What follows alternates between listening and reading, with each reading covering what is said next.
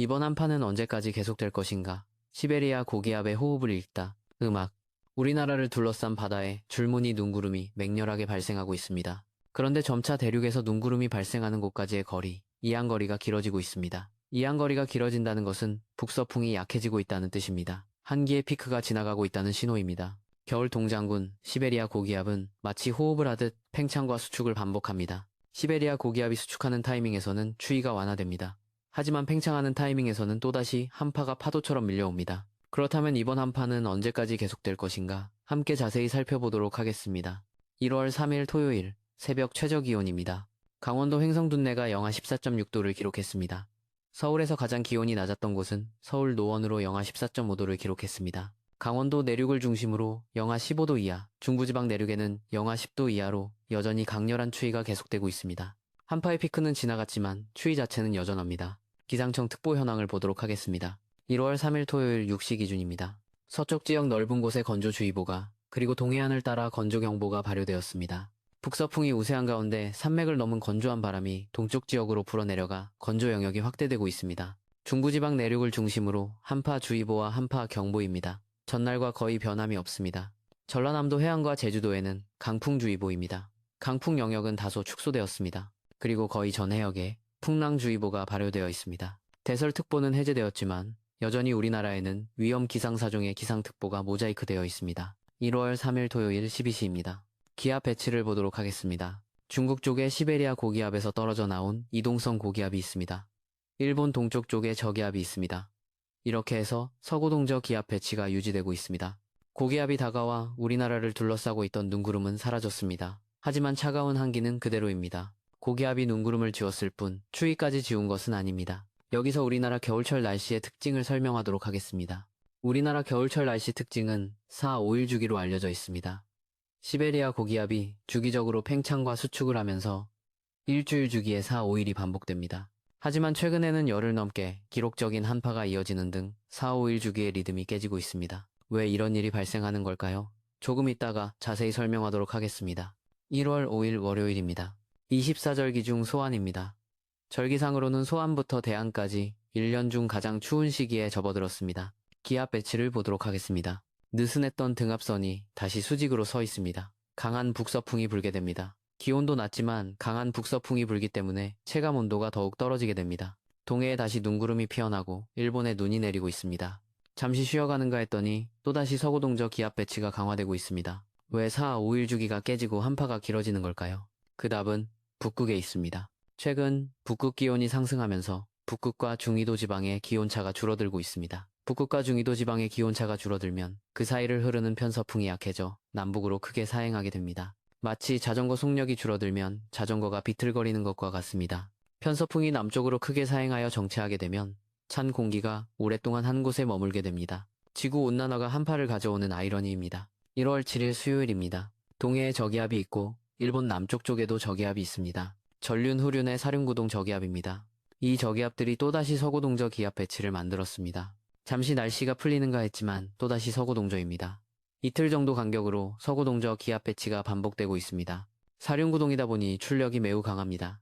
우리나라 상공에 차가운 강풍이 이어집니다. 한파가 계속되고 있습니다. 대체 이 한파는 언제 끝날 것인가? 이제 그 질문에 답할 시간입니다. 일본 기상청이 1월 1일에 1개월 예상을 발표했습니다. 발표된 자료를 함께 살펴보도록 하겠습니다. 1월 3일에서 1월 30일까지 4주간의 예상입니다. 먼저 500헥토파스칼 고도입니다.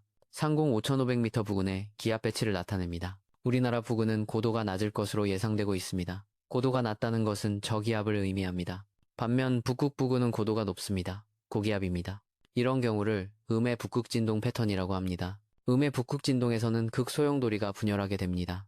분열한 극소용돌이 하나가 우리나라 쪽으로 떨어지고 있습니다. 조금 더 자세히 보도록 하겠습니다. 여기가 동경 90도입니다. 동경 90도 부근에 기압이 높은 기압마루가 있습니다. 여기에 기압마루가 발생하면 지상의 시베리아 고기압을 발달시키게 됩니다. 이렇게 되면 우리나라 부근은 서고동저 기압 배치가 되기 쉬워집니다. 상공의 기압 배치가 지상의 날씨를 결정하는 것입니다. 다음으로 850헥토파스칼 기온입니다. 상공 1500m 부근의 기온을 나타냅니다. 우리나라를 한기가 덮고 있습니다. 500헥토파스칼에서 저기압, 즉 상공기압골이 덮을 것으로 예상되었는데 그 영향이 반영되어 있습니다. 평년보다 1도 정도 낮을 것으로 예상되고 있습니다. 남쪽 해역은 평년보다 2도 정도 낮을 것으로 예상되고 있습니다. 북쪽에서 내려오는 한기가 남쪽 해역까지 영향을 미칠 가능성이 있음을 보여주고 있습니다. 다음은 지상기압입니다. 동해에서 동쪽으로 넓은 영역의 기압이 평년보다 낮습니다. 동해에 빈번하게 저기압이 발생해서 안류정 열도 부근으로 이동하는 케이스가 많을 것 같습니다. 안류중 저기압이 평년보다 더 강해지면 안류중 저기압 주변을 따라 한기가 우리나라로 내려올 타이밍이 있을 것 같습니다. 여기서 주의할 점이 있습니다. 이것은 1개월분의 앙상블 예측을 평균한 것입니다. 따라서 1개월 내내 이렇게 되지는 않습니다. 일주일씩 나누어서 본다면 추위는 강약을 반복하게 됩니다. 마치 시베리아 고기압이 호흡하듯 팽창과 수축을 반복하는 것처럼 한파도 왔다 갔다를 반복할 것입니다. 다음으로 우리나라 기상청이 발표한 1개월 전망을 살펴보도록 하겠습니다. 작년 12월 31일에 발표한 자료입니다. 1월 12일부터 2월 8일까지 4주간의 기온 전망입니다. 여기서는 일주일마다 나누어서 기온을 전망하고 있습니다. 색상의 의미를 설명하겠습니다. 하늘색은 평년보다 기온이 낮을 확률을 나타내고 있습니다. 회색은 평년 기온입니다. 그리고 오렌지색에서 붉은색으로 갈수록 기온이 높아질 확률이 커집니다. 함께 보도록 하겠습니다. 1월 중반까지는 평년보다 기온이 낮거나 평년 수준이 될 확률이 높습니다. 그리고 1월 중후반에 가면 동쪽 지역부터 평년보다 기온이 높을 확률이 나타나기 시작합니다. 그리고 1월 말에는 남부 지방부터 기온이 올라가기 시작합니다. 그리고 2월 초가 되면 평년보다 높을 확률이 대폭 올라갑니다. 이 표만 보면 아직 기온이 얼마나 올라갈지는 정확히 알 수 없습니다. 하지만 경향성은 분명합니다. 1월 중반까지는 추위가 계속되다가 1월 하순부터 서서히 기온이 올라가기 시작한다는 것입니다. 이대로 된다면 올해는 봄이 일찍 찾아올지도 모르겠습니다. 정리하면 이렇습니다. 이번 한파는 1월 중반까지 계속될 가능성이 높습니다. 그동안 시베리아 고기압이 호흡하듯 팽창과 수축을 반복하면서 한파도 강약을 반복할 것입니다. 1월 하순이 되면 서서히 기온이 올라가기 시작할 것으로 보입니다. 특히 동쪽 지역과 남부지방부터 먼저 따뜻해질 것입니다. 2월 초가 되면 평년보다 높은 기온을 보일 가능성이 높습니다. 하지만 방심은 금물입니다. 겨울철 날씨는 변덕스럽습니다. 기온이 올라갔다가도 갑자기 한기가 내려올 수 있습니다. 특히 2월 중순경에는 늦추위가 찾아올 가능성도 있습니다. 사만사온의 패턴이 깨지면서 예측하기 어려운 날씨가 이어질 수 있습니다. 따라서 1월 하순 이후에도 계속 날씨 정보에 주의를 기울여야 합니다. 왜 4, 5일 주기가 깨졌을까요? 다시 한번 정리하겠습니다. 북극 온난화로 인해 북극과 중위도의 기온차가 줄어들었습니다. 이로 인해 편서풍이 약해지고 남북으로 크게 사행하게 되었습니다. 약해진 편서풍은 한 곳에 오래 머물게 됩니다. 그래서 한파도 오래 지속되는 것입니다. 이것이 바로 지구온난화가 한파를 가져오는 역설입니다.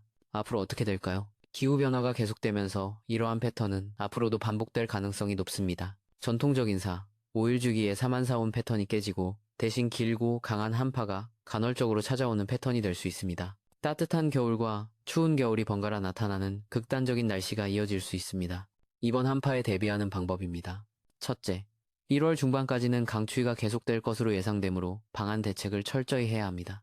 둘째, 한파가 강약을 반복하더라도 방심하지 말고 계속 대비해야 합니다. 잠시 풀렸다가 다시 추워지는 패턴이 반복될 것입니다. 셋째, 수도 간 동파 방지에 계속 신경 써야 합니다. 특히 기온이 올라갔다가 다시 내려갈 때 동파 사고가 많이 발생합니다. 넷째, 1월 하순부터는 서서히 날씨가 풀릴 것으로 보이지만 2월 늦추위를 대비해야 합니다. 북극진동 지수를 주시해야 합니다. 북극진동 지수가 음수일 때는 북극의 찬 공기가 중위도로 내려옵니다. 양수일 때는 북극의 찬 공기가 북극에 갇혀 있습니다.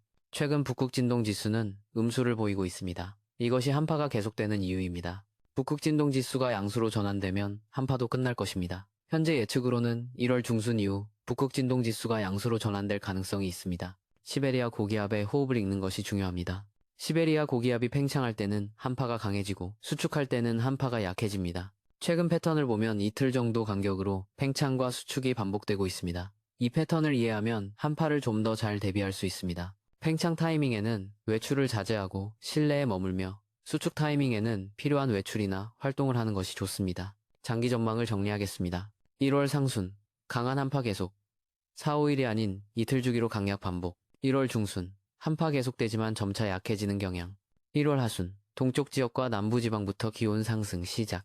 2월 초순, 평년보다 높은 기온, 봄 기온 감지. 2월 중순, 늦추위 가능성 있음, 계속 주의 필요. 이번 겨울은 특별합니다. 전통적인 사만사온 패턴이 깨지고 새로운 패턴이 나타나고 있습니다. 지구온난화가 역설적으로 강한 한파를 가져오고 있습니다. 하지만 계절은 어김없이 변합니다. 아무리 강한 한파도 영원하지 않습니다. 1월 중반을 고비로 서서히 기온이 올라가기 시작할 것입니다. 그리고 2월이 되면 봄의 기온을 느낄 수 있을 것입니다. 마지막으로 당부의 말씀을 드립니다. 한파는 1월 중반까지 계속될 것으로 보입니다. 건강관리에 각별히 유의하시기 바랍니다. 특히 노약자와 어린이는 외출 시 보온에 신경 써야 합니다. 실내 온도는 18도 이상으로 유지하고 환기는 짧게 자주 하는 것이 좋습니다. 수도관 동파 방지를 위해 밤사이 물을 조금씩 흘려보내는 것을 잊지 마시기 바랍니다. 희망을 가져도 좋습니다. 길고 강한 한파였지만 끝은 보이고 있습니다. 1월 하순이 되면 봄을 향한 첫걸음을 시작할 것입니다. 조금만 더 견디면 따뜻한 날씨가 찾아올 것입니다. 계절은 착실히 변하고 있습니다. 추운 겨울이지만 건강하게 잘 나시기 바랍니다. 이상입니다. 음악